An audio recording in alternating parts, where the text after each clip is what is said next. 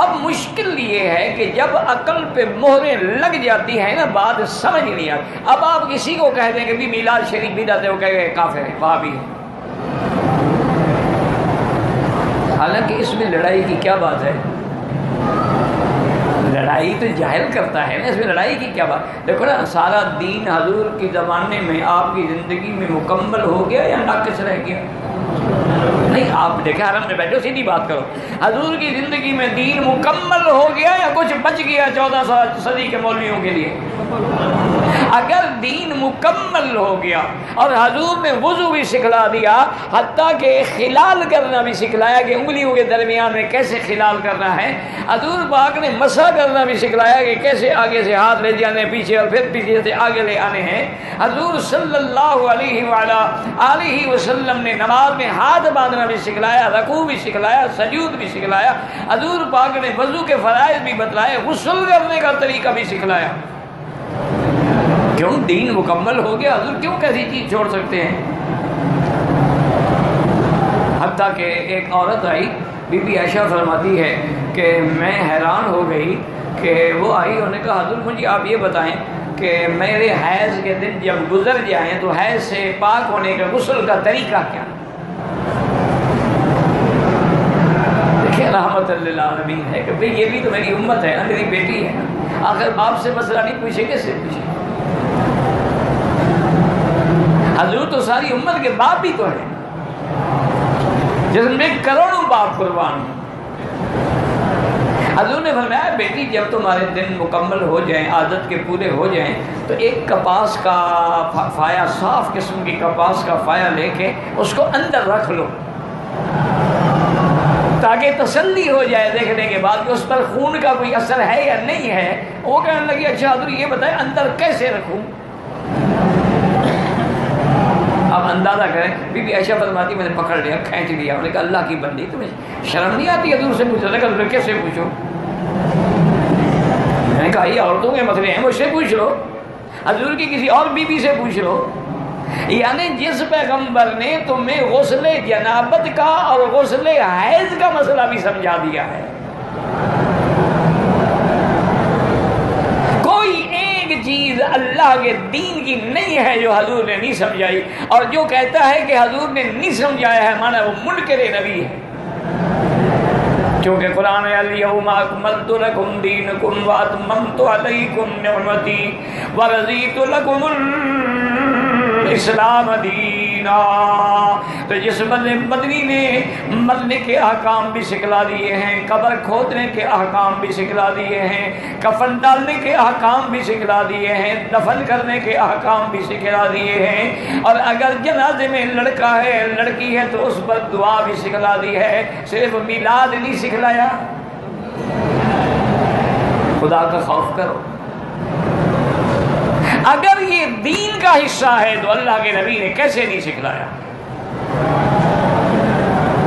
اور اگر یہ دین نہیں ہے تو پھر اس کو دین سمجھنا، ایمان سمجھنا اور اس پر انکار کرنے والوں کو کافر اور وہابی کے فتوے دینا، کیا تم مرو گے نہیں؟ خدا کو جواب نہیں دو گے؟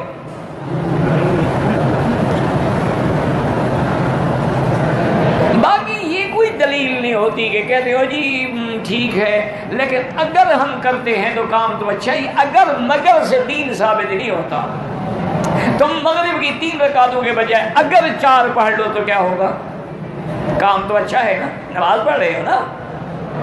اگر طواف کے 7 چکروں کے بجائے 8 کر لو تو مگر کیا ہوگا؟ ایمان سے نکل جاؤ گے، تم حضور کی مخالفت کر رہے ہو. خدا کے لیے سمجھو وجہ کیا ہے کہ وہ دل و دماغ الٹ گئے. خود جانتے ہیں کہ اس بزرگ کا جنازہ ہم نے پڑھا ہے، کفن ہم نے دیا ہے، اس کی قبر ہم نے کھودی ہے، قبر میں ہم نے رکھا ہے، اور جب 10 میٹر نیچے چلا گیا ہے تو اب وہ حاجت روا بھی بن گیا، مشکل کشا بھی بن گیا، اس سے مدد مانگی جا رہی. یا غوث یا داتا، اللہ کے لیے، خدا کے لیے چھوڑو مولوی مکی والی مدنی کی باتیں. خدا نے تم کو عقل بھی دیا ہے، 2 رکعت نماز پڑھ کے مکے میں ہو مدینے میں ہو اللہ سے دعا مانگو میرا مولا یہ وہ مقام ہے جہاں حضور پیدا ہوئے، یہ وہ مقام ہے جہاں قرآن اترا ہے، یہ وہ مقام ہے جہاں اللہ کے نبی نے دین کی دعوت دی ہے، ہمیں محمد والا دین نصیب فرما. دیکھو گے رستے کھلتے ہیں کہ نہیں کھلتے ہیں. تم اگر اللہ والوں کے پاس آنا ہی نہ چاہو، قرآن سننا ہی نہ چاہو، حدیث سمجھنا ہی نہ چاہو، صحابہ کی غلامی میں نہ ہو، تو پھر دین کیسے سمجھ آئے گا؟ دین حلوے کھانے سے تو سمجھ نہیں آتا، دین گیارہویں پکانے سے تو سمجھ نہیں آتا، دین محرم میں سیاہ کپڑے پہننے سے سمجھ نہیں آتا، دین محرم میں چارپائیاں الٹا کر کے سونے سے سمجھ نہیں آتا، دین ماتم کرنے سے سمجھ نہیں آتا. اور روافض جو ہیں وہ صحابہ کو گالیاں دیتے ہیں، تم علماء کو گالیاں دیتے ہو کہ یہ وہابی ہیں اور ان کے رسول ہیں. آخر خدا کو کیا جواب؟ ہم ہر سال میلاد شریف مناتے ہیں، بالکل بدعت ہے، ثواب کے بجائے گناہ ہوتا. کل محدثۃ بدعہ وکل بدعۃ ضلالہ. اگر میلاد دین ہوتا، میرا ایمان ہے سب سے پہلے ابو بکر، عمر، عثمان، علی مناتے. اگر میلاد دین ہوتا سب سے پہلے حسن، حسین، بی بی فاطمہ مناتے. یہ تو 600 سال بعد ایک بادشاہ نے رسم جاری کی تھی، وہ گلے میں پڑ گئی. اب تو جی پیر ایسے ایسے ہتھ کنڈے کرتے ہیں کہ آدمی حیران ہو جاتا ہے. ایک پیر صاحب تھے، میں نام تو نہیں لیتا، تو وہ سفر میں ہوتے نا جی، تو بڑا پروٹوکول، آگے پیچھے گاڑیاں شاڑیاں، تو بس سڑک کے کنارے جنگل میں جاتے جاتے اشارہ کر دے گاڑیاں روک دو. گاڑیاں رک جاتی، حضرت جلدی سے گاڑی سے نکلتے اور دور جا کے ایسے ہاتھ باندھ کے کھڑے رہتے. آدھا پونا گھنٹہ کھڑے رہتے، اس کے بعد واپس آتے، کہتے حضور پاک کی سواری جا رہی تھی، میں ملنے کے لیے گیا تھا. اب ایسے آدمی کو میں پیر کہوں گے کیا کہوں؟